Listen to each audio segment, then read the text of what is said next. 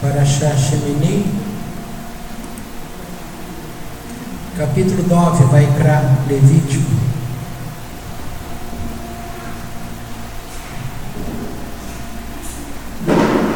Shemini é o oitavo. Foi no oitavo dia que Moshe chamou a Aharon e seus filhos e aos anciãos de Israel e disse a Aharon: toma para ti um bezerro como oferta de pecado, um carneiro como oferta de elevação, sem defeito, e oferece-os diante do Eterno. E aos filhos de Israel falarás dizendo: tomai um cabrito por oferta de pecado, um bezerro, um cordeiro da idade de 1 ano, sem defeito, por oferta de elevação, e um boi e um carneiro por oferta de pazes, para sacrificar diante do Eterno, uma oblação amassada no azeite, porque hoje o Eterno aparecerá a vós. E levaram o que ordenou Moisés diante da tenda da reunião, e chegou-se toda a congregação, se pôs de pé diante do Eterno, e disse Moisés: esta é a coisa que ordenou o Eterno que fizesseis, e aparecerá a vós a glória do Eterno. E disse Moisés a Aharon: chega-te ao altar, e faz a tua oferta de pecado e tua oferta de elevação, e faz a expiação por ti e pelo povo, e faz o sacrifício do povo, e expia por ele, como ordenou o Eterno. E chegou-se Aharon ao altar, degolou o bezerro da oferta de pecado que era dele, fizeram-lhe chegar os filhos de Aharon o sangue, e molhou ele seu dedo no sangue, e pôs sobre os chifres do altar, e derramou o sangue na base do altar, e o sebo, e os rins, e o diafragma, com uma pequena parte do fígado ligada a ele, da oferta de pecado. Isso. Fez queimar no altar, como ordenou o Eterno a Moisés. A carne, o couro, queimou no fogo, fora do acampamento, e degolou a oferta de elevação, e os filhos de Aharon entregaram-lhe o sangue, e espargiu sobre o altar em redor. E a oferta de elevação entregaram-lhe nos seus pedaços, e a cabeça, e os fez queimar sobre o altar. E lavou as entranhas e as pernas, e as fez queimar sobre a oferta de elevação no altar. E fez oferecer o sacrifício do povo, e tomou o cabrito da oferta de pecado pelo povo, e degolou conforme a lei do sacrifício de expiação, como o primeiro. E ofereceu a oferta de elevação, e a fez segundo o rito. E fez chegar a oblação, e tomou um punhado dela, e fez queimar sobre o altar, além da oferta de elevação da manhã. Degolou o boi, o carneiro, que era o sacrifício de oferta de pazes pelo povo, e os filhos de Aharon entregaram-lhe o sangue, e espargiu sobre o altar em redor. O sebo do boi e do carneiro, a cauda gorda, e o sebo que cobre as entranhas, os rins e o diafragma, com uma pequena parte do fígado ligada a ele, e puseram o sebo sobre o peito, e fez queimar o sebo no altar. E o peito e a espádua direita movimentou-os Aharon pelo rito de Tenufá, diante do Eterno, como ordenou Moisés. E levantou Aharon suas mãos para o povo e o abençoou. E desceu, depois de fazer a oferta de pecado, a oferta de elevação e a oferta de pazes. Entraram Moisés e Aharon à tenda da reunião, e saíram e abençoaram o povo. E apareceu a glória do Eterno a todo o povo.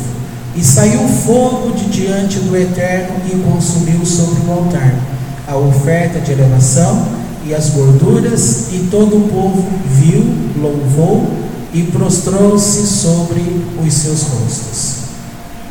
Os filhos de Aharon, Nadav e Avihu, tomaram cada um seu incensário, e puseram fogo neles, e puseram sobre eles incenso, e ofereceram diante do Eterno um fogo estranho, o que não lhes ordenara.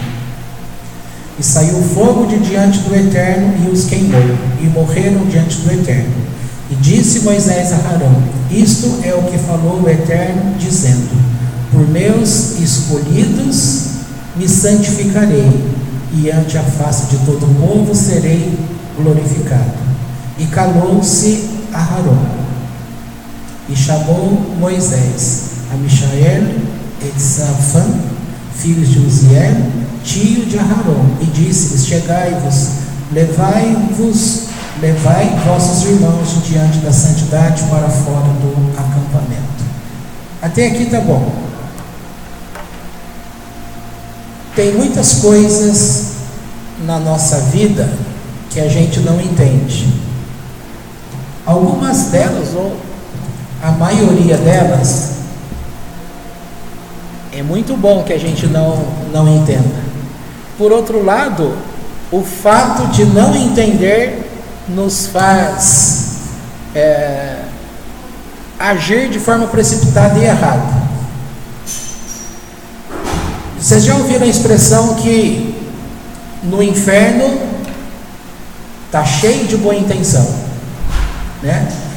O que mais o ser humano tem é boa intenção. Agora, a boa intenção, quando ela bate com o comportamento que é aprovado por Deus, não é boa intenção, também não é má intenção. É o quê? É você andando debaixo da ordenança do Eterno, tá? Antigamente poderíamos dizer é andar na revelação. Andar na revelação é você conhecer o caminho sem nunca ter passado por ele. Sabe quando a gente vai viajar? Antigamente, quando não se tinha o celular, que vem o programinha lá, que ele vai te dando a rota, aí fica fácil, você está viajando debaixo de uma revelação. Vai reto, vira à esquerda, radar na frente, não é uma revelação?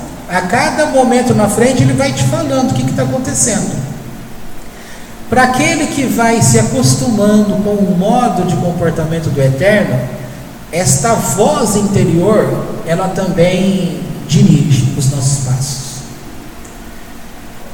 E esta voz interior, ela também é ensinada e, entre aspas, questionada no meio judaico, para que os judeus também passem a conhecer essa voz interior. O objetivo não é usar o Novo Testamento como regra para falar nada, que a gente já deixou isso há bastante tempo, mas só para lembrar que no passado nós usávamos um texto onde o apóstolo Paulo falava sobre esta voz interior. Esta voz interior seria, desde aquela época, e é hoje com conhecimento mais profundo, esta ligação da nossa alma com a alma do Eterno. Ou seja, todo mundo das religiões diversas que se conhece. Então veja só, antigamente a gente pensava com a cabeça de um cristão e achávamos que Deus falava só com a gente. Estou falando como povo aí, nessa linha cristã evangélica, tá? E a gente desconsiderava que Deus pudesse falar com um espírita, com um budista, com, sei lá, são tantas as religiões, a forma. E você vai vendo, quando você pega um documentário, um histórico, um tempo atrás eu vi a história pelo YouTube esqueci o nome dele, é um cara bastante famoso aí, e o negócio tem a ver lá com a Índia, né? Ele largou tudo aqui no Brasil, estava recém-casado, a lua de mel dele foi indo lá para a Índia, e chegando lá, ele foi procurar o oráculo do lugar, que disseram que ele tinha que ir lá, mas que provavelmente ele não... Não é do filme. Não, tem algo parecido também do filme. Esse é... Ai, me deu um branco aqui, agora eu não lembro o nome dele. Se eu lembrar, eu falo daqui a pouco. Ele tem alguns livros escritos, esse cara. E aí, chegando lá, ele então, alguma coisa dentro dele dizia: eu tenho que ir lá. E aí ele foi, deixou a mulher. Veja, eles estavam casados, recém-casados. E, por incrível que pareça, como a gente falou ontem, que quando um chega e bate o olho no outro, abre-se os portais. Aí aconteceu isso com ele. Quando ele chegou e aquele homem olhou para ele, pronto. Ele disse que há muitos anos estava esperando por ele. A partir daquele momento, a vida deste homem tomou um novo curso, um novo rumo. E ele passou, vamos usar o termo aí, guru. É um termo aí que o povo gosta. E ele então se encheu de luz. Então, estou trazendo isso para poder dizer o seguinte: quem somos nós para dizer que Deus não tem ou não tinha um propósito na vida deste homem? Então, nesse sentido, quando o Eterno ele fala que o povo deveria respeitar a religiosidade dos outros, porque a idolatria deles, dos povos, claro que tinha alguma forma de idolatria hiper mega abominável para Deus, e Deus queria um povo santo, sagrado. Por outro lado, a forma como o Eterno vai tratar com as nações é uma forma diferenciada do jeito que ele trata para com os judeus. Os judeus têm que ter um nível de perfeição muito maior, extremo, comparado a nós. Tá? Por quê? Porque eles têm que ser exemplo diante do mundo, por ser uma nação que Deus escolheu. O peso tem que ser muito maior, o esforço tem que ser muito maior. Pensando desta forma, mesmo então, dentre os judeus, muitos que são os estudantes que estão buscando, que não têm essa experiência de ouvir essa voz do Eterno. Tá?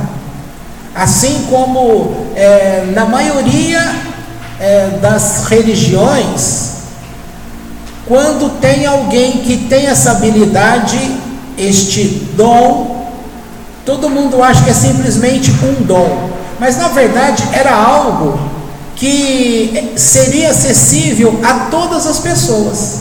Então, o que faz uma pessoa ser diferente da outra pessoa? É mais fácil falar assim, é Deus que faz acepção de pessoas, porque Ele escolhe falar com fulano de tal, a se revelar para fulano de tal, e não se revela a mim. Resposta errada. A resposta correta é: o que é que nós temos feito para o obter? O que leva uma pessoa que não é judeu receber uma revelação de Deus? Revelação de Deus que eu falo é nesse sentido de conhecer algo, uma direção, vai por aqui, não entra naquele emprego, não compra aquele carro, ter uma vida de ouvir um direcionamento de Deus. É isso que eu estou falando. Por que tem vários e variados judeus, sejam homens, sejam mulheres, que também não têm andado com Deus numa revelação desse tipo? Então, aqui para eles há um conhecimento histórico de como é que Deus trabalha, do que seria Neshama, do que seria Ruach, do que seria Nefesh. Então não haveria até então a disputa. Os outros povos que enveredaram por outros caminhos poderiam dizer: mas eu não sei o que devo fazer e como alcançar. Mas mesmo assim, a gente tem percebido aí, percebe-se com os históricos diversos, que muitas pessoas, sem ter conhecimento algum, elas acertam o caminho. Quando nós éramos do outro lado, nós não sabíamos que o que Pinhas fez, nós não sabíamos. Nós não sabíamos o que Balaão com Balaque, o que eles fizeram? Nós não sabíamos. Esse tipo de ensino nunca houve dentro da igreja evangélica. Nunca se soube que Bilam, era um profeta que para os povos vizinhos era reconhecidamente como um profeta à semelhança de Moisés, e sendo que a Torá fala que nunca houve alguém como Moisés. Então, como que aquele homem ouvia a voz de Deus, sendo que ele não era uma pessoa boa em si? Números capítulo 22, se você começar a ler a história, você vai ver que Deus fala com ele. Mas ele era uma pessoa justa? Não era. Então aqui, se tivéssemos a cabeça de hoje, nós teríamos deixado de causar muitos males em muitas pessoas. Então, o número de pessoas que a gente aborreceu, que a gente perdeu o contato, se afastou, humilhou, dizendo que não era de Deus, que estava para o inferno, que estava com o diabo, aquela coisa toda. E na verdade, nós que julgávamos ser santos, havia ainda uma cortina nos nossos olhos, porque o nosso comportamento para nós era de santidade. Mas cadê que o povo ouve esta voz de Deus? A igreja evangélica, ela não se gaba dizendo que Deus está no meio, que Ele dirige, que Ele fala. Pegue no meio do povo que você conheceu, até entre nós. Cadê que todas as pessoas são dirigidas dessa forma? Não são. E a culpa não é do Eterno. Agora vamos voltar aqui para esse texto. O que o Eterno fez?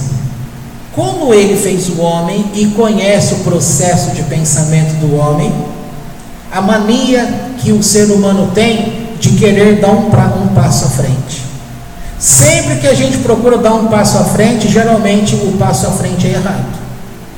Só que todo mundo, no mundo inteiro, é assim. Hora ou outra a gente dá um passo à frente certo, e dá a impressão que foi coincidência, porque isso não é regra. Então veja só, o Eterno traz essa revelação a Moisés, aqui diferenciando totalmente dos demais povos e pessoas. De fato, Moisés foi o único homem a quem Deus falou de uma forma profética, boca a boca. E ele próprio dá essa revelação. Ele fala: com Moisés, o meu servo, eu falo boca a boca. Com os demais, ele vai falar por imagens. Isaías foi um homem maravilhoso, Daniel foi um homem maravilhoso. Mas como que Deus falava com eles? Dormindo. Não Deus dormindo, eles dormindo. E as visões de Ezequiel, que mostrou coisas que a Cabalá trabalha hoje muito em cima desse tema. O que eram aquelas coisas? Como que ele mostrou? Ali ao vivo, com interpretação ao mesmo tempo, em tempo real? Não. Com Moisés era tudo ao vivo em tempo real. Então por isso que Moisés ocupa um grau na profecia, que é só ele. Os demais ensinos vêm usando outros exemplos. Aí Deus fala para ele sobre a forma de construir esse tabernáculo, e dá a ordem que até a inauguração, que estes 8 dias iria montar e desmontar, no dia 1, no dia 2, no dia 3, no dia 4, no dia 5, 6, 7, 8, e em cada um desses dias fazia-se a oferta. E isso o povo todo precisava ver. Imagina, vocês aí que são curiosos, curiosas, né? Ficam olhando. Eles entraram com o animal lá dentro. O que eles estão fazendo lá? Não é a pergunta? Hein? Você lembra um dia que a gente entrou para lá e você ficou aqui perguntando: o que foram fazer lá para dentro, aquele povo? Curiosidade? Não é só curiosidade, é alguma coisa que chama atenção. É com você mesmo que eu estou falando, você lembra disso? É engraçado, mas esse é um fato que pertence a todas as pessoas. Fica ali olhando, o que acontece? Né? Se você chegar na minha casa, você vai ver a cachorrinha da avó latindo para o cachorrinho da Ivete. Aí você pode pensar assim, o que acontece? Por quê? O que ele fez para ela?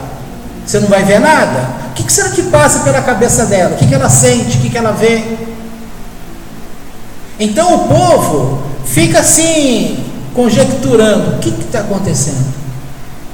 A mamãe lá falava assim, ele está pagando, né? Porque o que ele fazia com a mãe dele. A frase dela, que eu sinto falta até hoje, era: Aquiles, porque você está latindo? Ela é sua mãe, ela não te fez nada. Todo dia, era 3, 4 vezes essa frase. Hoje ele está pagando o que ele fazia com a mãe. Então, essas coisinhas bobas chamam atenção. O que pensa? O que está acontecendo? Aí o Eterno faz o quê? Deixa eu abrir essa inauguração, mostrar para o povo quem é que vai trabalhar, o que eles vão fazer, como é que serão feitos. Como que este sangue nunca foi te ensinado e nem a mim foi ensinado? Como que aquele sangue chegava lá no altar? Essas coisas desse, entre aspas, ritual levítico, nunca ninguém ensinou fora do judaísmo. Por quê? Primeiro, porque as pessoas não têm vontade para aprender isso. Se tiver vontade, não tem literatura para aprender. Não tinha. Hoje, com a internet, com livros pela internet, com vídeos, dá para aprender. Mas cada um, no meio da sua religiosidade, eles não se interessam em conhecer o que é que Deus falou para um povo. Só que está escrito que Deus falou primeiro ao judeu, e do judeu passaria para os demais povos. É mais fácil criar a tese que Deus rejeitou os judeus e que agora ele trata com outro povo. Logo a voz de Deus fala direto. Entendeu? Agora, quando fala isso para as pessoas, e as pessoas não têm o entendimento, não buscam o entendimento, não praticam a leitura de questionar, de ver, nem vê o texto, sendo que ali está escrito que primeiro, que as coisas da eternidade ocultas, pertencem somente ao Eterno. As reveladas, e é uma revelada que não é revelado para nós, mas é revelado. Aquilo que pode ser revelado é ao judeu e sua descendência. Quem disse isso? O Eterno disse isso. Então, quem é alguém de qualquer outro povo, chamado nações, para dizer que Deus virou as costas para esse povo, sendo que ele já tinha dito que não viraria as costas, que não quebraria o casamento, que não quebraria o laço? Como que nós fomos nascer no meio de um povo e a gente acreditou que Deus virou as costas para o povo que era dele? Se Deus vira as costas para o povo que é dele, por que ele não vai virar as costas para você? O que te leva a acreditar que Deus nunca vai te abandonar, se você parar e pensar, mas espera aí, ele trilhou com o povo, ele tirou esse povo do Egito, ele fez milagres, e depois ele abandonou e virou as costas, para que aparecesse um outro povo? Quer dizer que Deus pegou todo um histórico e jogou fora? Uma pessoa que vive um casamento ou um namoro onde ele foi traído, ele começa a namorar um próximo relacionamento, qual vai ser a atenção dessa pessoa sempre? Se a pessoa chega do serviço 1h30 mais tarde, sem uma devida explicação, o que o outro vai pensar? Está me traindo. Quando você fica aborrecido, triste, as coisas não dão certo, o que você pensa? Deus não olha para mim. É a linguagem mais comum. A minha oração não passa do teto, Deus não olha para mim, Ele olha para os outros. De onde vem um sentimento desse? Ora, se Ele foi capaz de abandonar Israel, o povo dele, e eleger um outro povo, por que Ele não pode me abandonar? Veja, são conceitos extremamente errados que até hoje você vive debaixo desse conceito. Você ainda acha que Deus trai você, ainda acha que Deus te abandonou, ainda acha que Ele não te ama devidamente e ainda acha que Ele não faz as coisas para você. Primeiro porque você se esquece que quem está sendo Deus é você. Porque você que está dando as ordens, é você que estabelece o planejamento e é você que vê como você cria a tua vida. E aí entra a pessoa de Deus que você fala, é assim, tá Deus, que tem que ser. Quando começa a não dar errado, porque você não consegue ser Deus. No filminho do Shrek, o bonitinho lá que vai ser rei, que nada dá certo para ele, né? Ele só sabia mexer no cabelo.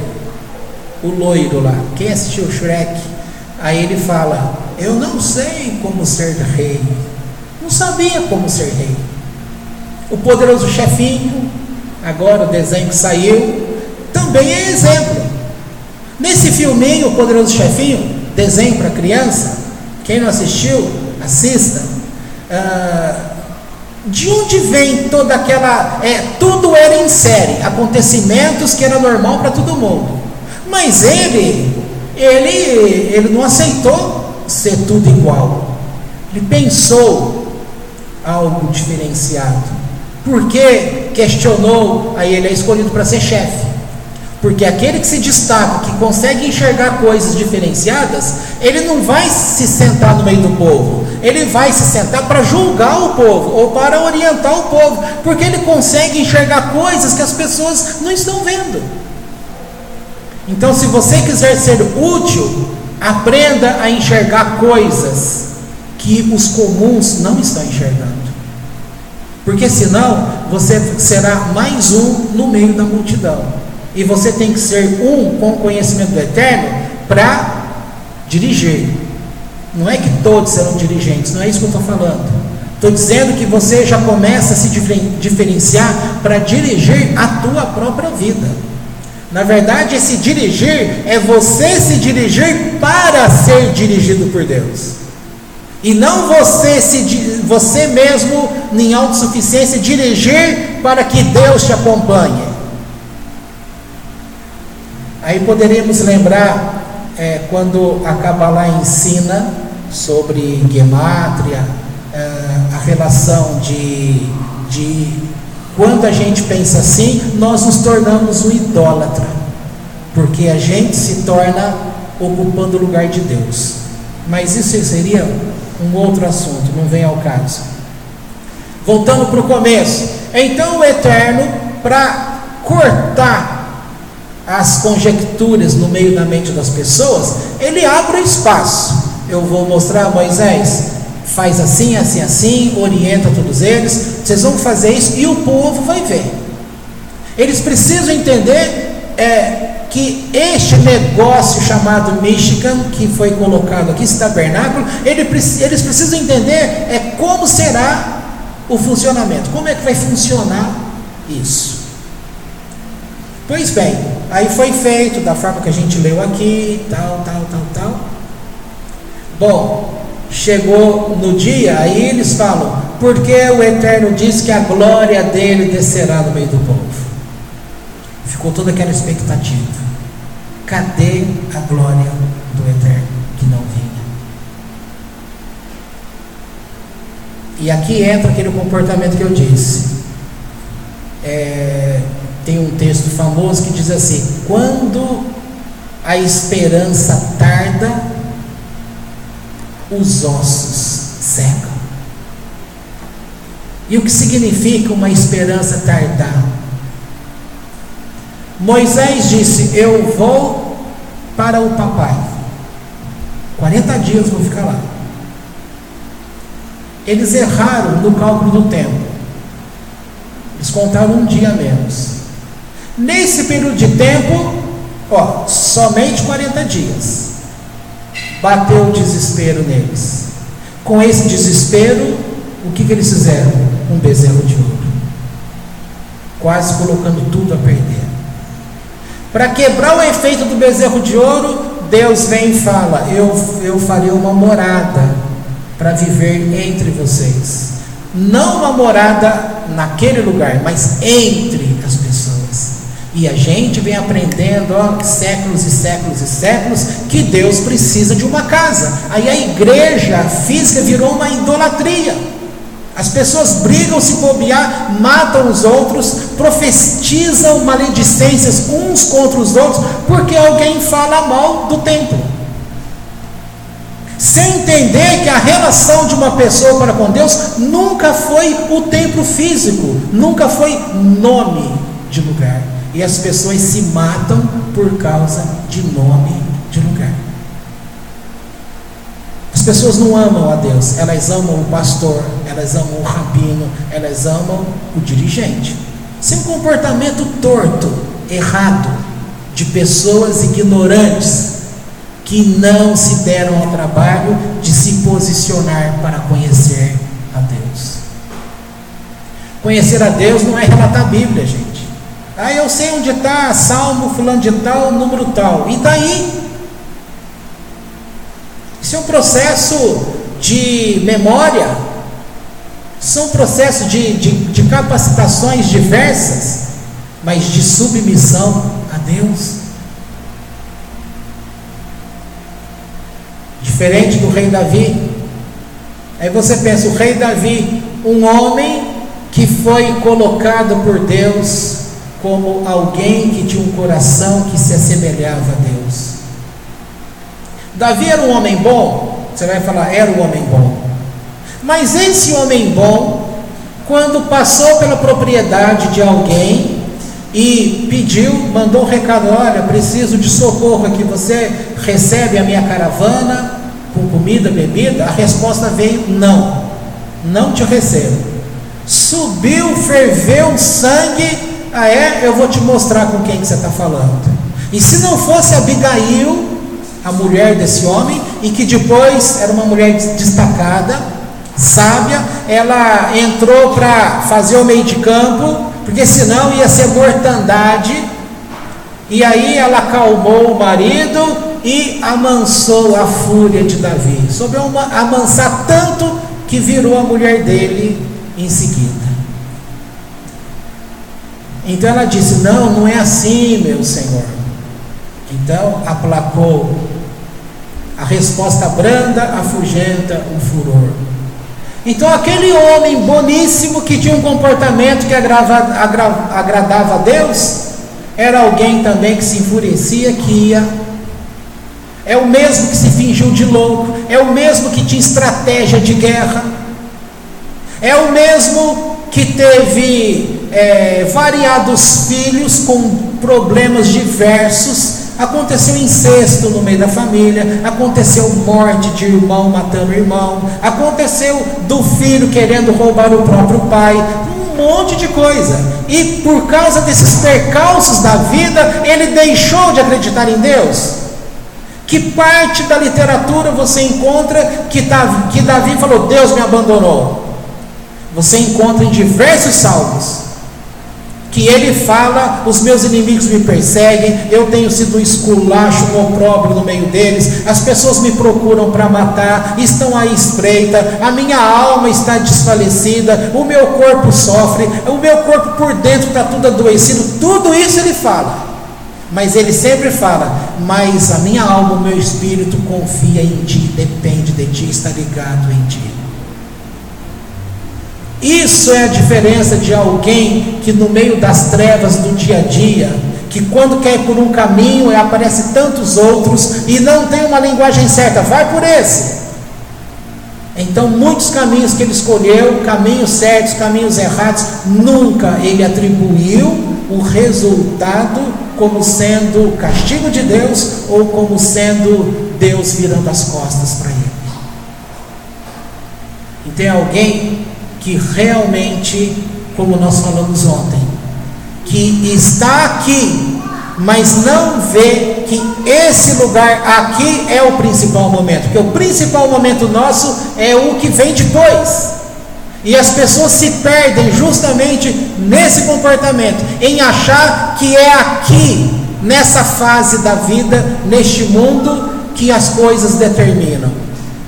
E aonde elas vão querer buscar, como nós lemos ontem no capítulo de Pirkei Avot. Aí elas se perdem, porque ao invés de elas buscarem a riqueza da Torá, elas querem a riqueza do mundo.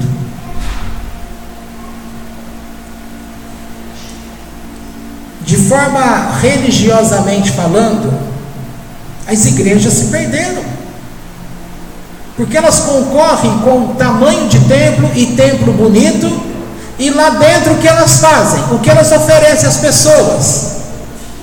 Elas pegam o dinheiro das pessoas em variadas campanhas, textos, etc, etc, oferecendo para elas o quê? Uma conquista. Conquista onde? Aqui nessa fase, justamente onde o Pirkei Avot fala: por causa de não compreender este caminho para com Deus, as pessoas se perdem, não reconhecem a Torá, portanto não sabem quem é Deus e buscam glória para a própria vida delas. E aí vem a amargura, porque a vida é de amargura. E aí entra aquele conflito: onde está Deus? Você vai lá para o Salmo 115, onde está Deus? Quem é teu Deus? Não adianta bater no peito e falar: o meu Deus está no céu que fez os céus e a terra. Não adianta declamar o Salmo 139. Tem que viver. Bom, aí, feito tudo isso aqui no tabernáculo, viu como que era, tal, olha, eu vou aparecer com a minha glória no meio de vocês. Não apareceu a glória. No que não apareceu a glória, no relato paralelo que começou aí no capítulo 10, 2 filhos de Aharon. Não é os 2 juntinhos conversando e pensando numa estratégia, um separado do outro, mostrando como que uma pessoa que está lá nos Estados Unidos, o outro está lá na China, o outro está lá na Índia, o outro está lá no Japão, o outro está lá no Canadá, um não sabendo do outro, eles pensam a mesma coisa em direção a Deus e acabam fazendo a mesma coisa e morrem todos no mesmo lugar, cada um no seu devido lugar. Por quê? Pensamentos que são comuns a todos nós. Aqui, Nadav, Avihu, cada um no lugar. Um dos primeiros erros que o Midrash comenta: eles andavam logo atrás de Aharon e Moisés. Portanto, quem era o pai desses dois? Aharon. E Moisés era o tio deles. Quem era o líder deles? Inclusive o líder do pai deles, Moisés. Eles andavam atrás e olhando para frente. Olhando para frente, ele viu os dois, mas olhando para frente na questão de mundo, de determinação, eles questionavam entre si, perguntando: quando é que nós iremos substituir a eles? E isso não agradou o Eterno. Isso é uma falta de respeito. Esse tempo atrás, quando a Fica estava aí com a minha mãe, ela olhava para minha mãe e dizia assim, que ela estava guardando dinheiro para consertar a casa, porque minha mãe ia morrer, a casa ia ficar para ela. Você imagina? Aconteceu com uma pessoa que eu conheço também, do próprio filho, fala assim: olha, esse dinheiro que você tem, eu vou descontar, quando você morrer vai me sobrar herança, eu desconto da herança. Falar isso para a mãe que está viva, que imagem que passa? Não é um negócio esquisito? Você pensa que isso é anormal? É muito normal no meio do povo. Então o Eterno não concordou com essa atitude. Foi uma falta grave. Um outro ponto que eles adicionam é justamente quando Deus tinha separado o povo para ficar lá no pé do monte, e o Eterno disse: vocês não poderão ficar olhando para a glória do Eterno, para a minha Shekhinah. Então conta-se que estes dois e mais alguns desrespeitaram essa ordem, aí não me lembro se era Ash que comenta que naquele ponto foi determinado a morte deles, mas a morte deles foi acontecer aqui agora. Um outro ponto é dito assim, num determinado ensino sobre Tzedakah, Hesed, fazer o bem, que quando o Eterno coloca um pobre no teu caminho para que você ajude o pobre, é porque Ele quer adicionar mérito na tua vida, porque mais ali na frente vai acontecer um problema com você e Ele quer te fazer um milagre. Como Ele vê que você não terá o mérito para receber aquele milagre que Ele vai fazer na sua vida, então Ele antecipa alguma coisa para que você adquira esse mérito. Aqui foi justamente ao contrário. Algo que aconteceu de ruim lá atrás, que determinou a morte, eles não morreram ali naquele momento. Eles foram morrer no momento mais propício. Ao mesmo tempo, essa morte coloca para todo um povo que não quero que ninguém entre bêbado na minha presença. Veja, o Eterno não está falando contra a bebida alcoólica. Ele está dizendo que neste momento, em buscar a mim, eu não quero que ninguém tome o vinho para entrar nessa posição. Nos outros momentos você pode beber, não tem problema. A questão é para essa atitude. Quando entrarem no meu recinto, não tenha bebido bebida forte, porque se beber, vai morrer. Então, em princípio, passa a imagem, eles beberam porque eles morreram porque tinham bebido vinho. Outra coisa, o povo todo, quando olha para aquela situação e vê a santidade do lugar, serviu. Todo mundo conhece a expressão bode expiatório, né? Quando você pega algo como exemplo. Este serviu como exemplo doloroso, porque o povo tinha que saber: se eu não agir certo, eu vou morrer também. Tá? É o que eu falei lá no começo. Se Deus não poupou a oliveira verdadeira, por que Ele iria poupar o enxerto? Então tudo isso serve para que a gente possa ter um respeito para com as coisas de Deus e entender: Deus é santo, Deus é digno, Deus tem honra, e eu tenho que andar com Ele numa liberdade, mas uma liberdade que eu não venha extrapolar.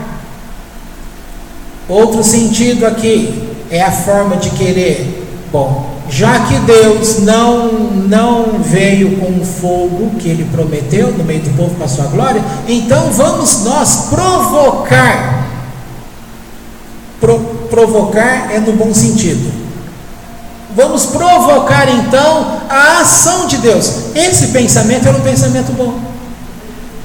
Diz a literatura dos sábios que estes dois filhos de Aarão eram as duas pessoas que mais sabiam da revelação de Deus depois de Moisés e Aarão. Então eles eram incautos? Claro que não. Ignorantes? De jeito nenhum. E morreram? Morreram. Então, se eles morreram, ai de mim, ai de você.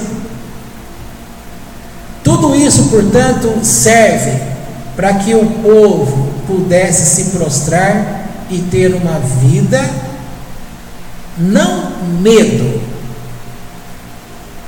mas por isso que a expressão lá fala temer e tremer diante do Eterno. Uma outra palavra que foi dita numa determinada paraxá era bitachon, emuná bitachon. Emuná no sentido de fé, mas bitachon, o povo confunde o que é confiança com fé. Se você tem confiança, não significa que você tem fé. Você pode ter fé e não ter confiança, é o que mais acontece com as pessoas. Mas as pessoas acham que um é a mesma coisa do outro. Eu confio em Deus. O que você está querendo dizer? Eu tenho fé em Deus. É mentira. Confiar é diferente de ter fé. E a prova que confiar é diferente é que Betahon tem justamente o sentido: eu entrego para Deus e não tenho mais aquilo. Só que quando você de fato aprende a entregar e não sofrer mais com aquilo, sabe o que as pessoas falam de você? Que você é irresponsável, que você é um ser de outro mundo, que eu não consigo ser como você. Frases semelhantes a essa. Mas aonde está a diferença? A diferença é que a pessoa tem que aprender a confiar. Aí vão pensar assim: o apóstolo Pedro inventou aquela situação, lanço as minhas ansiedades em Deus porque Ele cuida de mim. Ele aprendeu com Jesus isso? Mentira! Isso é da Torá. Isto é Betahon. Quando você olha para uma situação, reconhece que você não tem força, não tem como levar aquilo avante se não tiver a ajuda de Deus, você com fé, você confia, e quando você confia, você entrega. Se você entregou, não é seu mais, o problema não é seu, não é você que tem que fazer, é Ele. Mas aí as pessoas olha, Deus falou que ia trazer um fogo da glória. Já se passaram, olha aqui no relógio, 10 minutos, não aconteceu nada. Já deu meia hora, não aconteceu nada. Já com 1 hora e nada. Não, peraí. Eu vou pegar o meu incensário, vou colocar um incenso agradável a Deus, e vou entrar naquele lugar sagrado onde tem a arca, e vou oferecer a Deus a minha oferta. Ele vai se agradar disso e visitará o povo.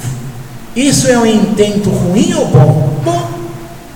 Só que Deus mandou fazer? Não. Aqui foi o problema. Aí vem aquela história: nós queremos ajudar a Deus. Por isso que o inferno está cheio de boa intenção. Por isso, não que o inferno de verdade está cheio de boa intenção, não é isso. É a palavra popular, que não basta você dar um passo adiante tendo uma boa intenção. Isso não vai atenuar o teu erro. Ao contrário, pode agravar uma situação. Aí é que está. Por isso que o Eterno usa tudo isso, todos os dispositivos que aconteceram aqui, Ele usa a parte boa, a parte ruim, tudo para um ensino que dali para frente as pessoas deveriam se posicionar. As pessoas se posicionaram, historicamente falando? Não. Porque esse tabernáculo foi destruído, o templo que foi erigido caiu, e o que foi erigido como segundo templo caiu no ano 70. Estamos em 2018. Do ano 70 até hoje, 2018, não se tem templo. Era para que todo o esforço que Deus fez fosse por água abaixo. Mas por outro lado, olha como são as coisas que fazendo você pensar que uma coisa dá a impressão que vai contra a outra. Aí vem aquele homem lá nessa época e escolhe escrever a Torá oral, sendo que não podia escrever. Escrevendo a Torá oral, ele estaria desobedecendo a Deus? Sim, mas o pensamento dele era salvar o judaísmo de extinção. E como é que o judaísmo sobreviveu até o dia de hoje? Por causa do estudo de Torá, que depende do quê? Da Torá oral, que foi fruto de um pensamento: vou fazer algo. Agora a questão é, Deus colocou esse sentimento no coração dele, então ele agiu achando que foi um pensamento dele, mas na verdade era uma direção de Deus.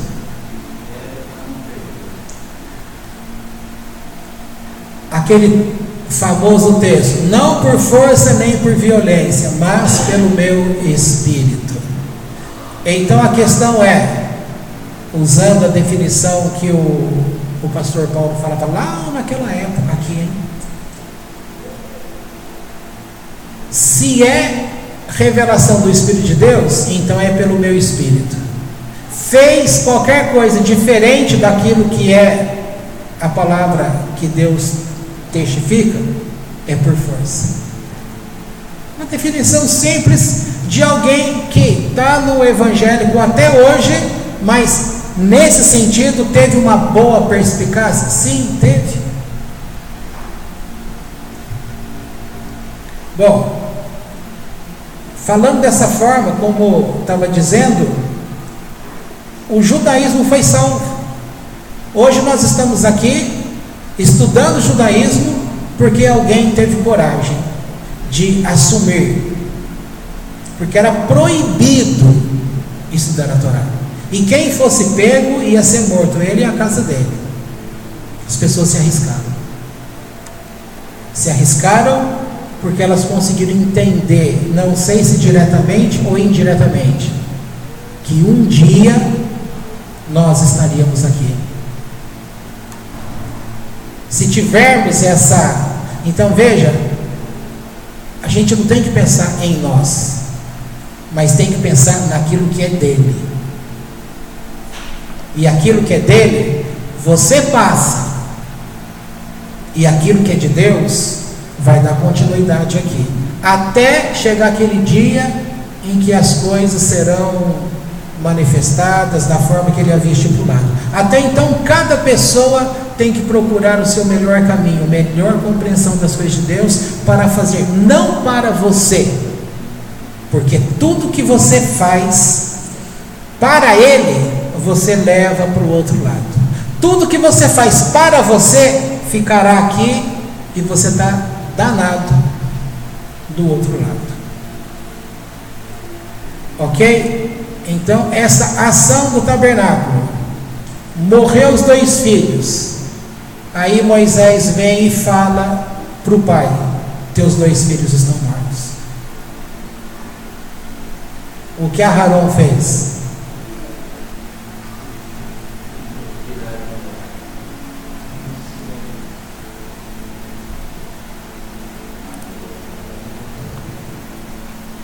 E os filhos de Aharon, Nadav e Abihu, tomaram cada um incensário e puseram fogo neles, e puseram sobre eles incenso e ofereceram diante do Eterno um fogo estranho, o que não lhes ordenara.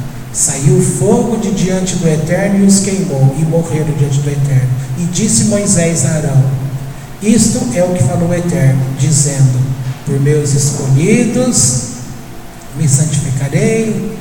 E aí ele chama, e ante a face de todo o povo serei glorificado. E calou-se Arão. E calou-se e ficou quieto. A gente fica quieto?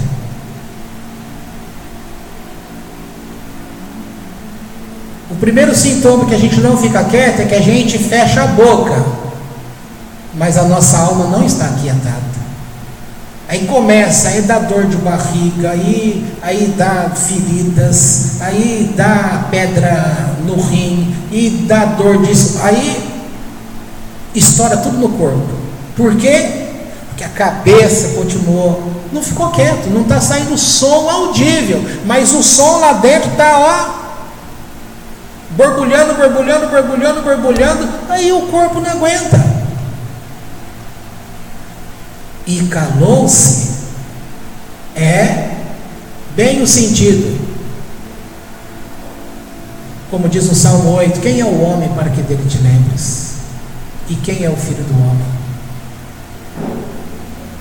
No entanto, um pouco menor fizeste que os anjos. É reconhecer que Deus é soberano. Se Ele fez, é porque tinha um propósito, tinha que ser daquele jeito, então eu vou descansar.